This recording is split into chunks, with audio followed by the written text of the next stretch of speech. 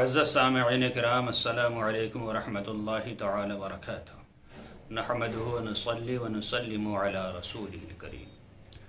سائل نے سوال کیا ہے کہ حضرت، مالک نصاب ہونے کے لیے 7.5 تولے سونا یا 52.5 تولے چاندی یا ان کی مقدار کسی ایک کی سامان تجارت ہونا چاہیے، روپیہ پیسہ ہونا چاہیے؟ اگر کسی کے پاس صرف 1 تولہ سونا ہی ہو تو کیا وہ سونا بیچ کر چاندی خرید سکتا ہے؟ اور 52.5 تولے چاندی اگر مل جائے تو کیا اس پر قربانی واجب ہے؟ دیکھیے حضرات، بلا شبہ یہ بات بالکل صحیح ہے کہ نصاب کے لیے 7.5 تولے سونا یا 52.5 تولے چاندی یا اتنا مال تجارت یا اتنا نقد روپیہ ہونا یہ شرط ہے۔ اگر اتنا نہ ہوا تو وہ انسان مالک نصاب نہیں ہوگا، اور مالک نصاب نہیں ہوگا تو قربانی اس پر واجب نہیں ہے۔ ہاں، ایسا ہو سکتا ہے کہ سب چیزوں کو ملا کر اگر اتنا نصاب ہو جائے کہ اس سے 52.5 تولے چاندی خریدی جا سکتی ہے تو قربانی واجب ہے۔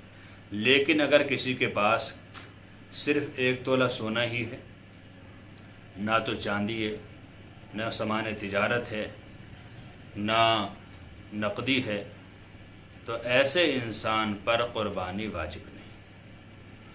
سونا ہو 1-8 تولہ، چاندی ہو 2-4 تولہ، 5-6 ہزار روپیہ ہوں، یا کوئی سامان تجارت ہو، تو تینوں کو ملا کر اگر اتنی قیمت بن سکتی ہے کہ 52.5 تولے چاندی اس سے خریدی جا سکتی ہے تو پھر وہ انسان مالک نصاب ہے اور اس پر قربانی واجب ہے۔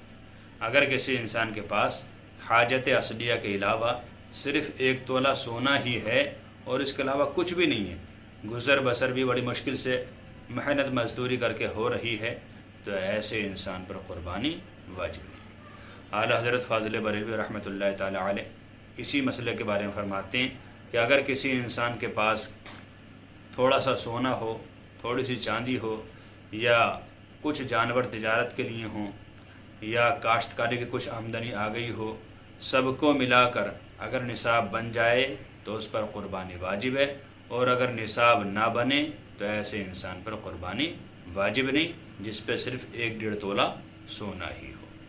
تو پتہ چلا کہ مالک نصاب ایسا نہیں کہ سونا یا چاندی سے ملے گا، بنے گا، سب کو ملا کر بھی اگر اتنا ہو سکے کہ 52.5 تولے چاندی خریدی جا سکتی ہے تو ایسے انسان کو چاہے ادھار لینا پڑے، قربانی کرنی چاہیے۔ اللہ تعالیٰ سے دعا کہ اللہ تعالیٰ ہمیں دین متین پر خوب عمل کرنے کی توفیق عطا فرمائے۔ واللہ تعالی عالم بالصواب۔ السلام علیکم ورحمۃ اللہ۔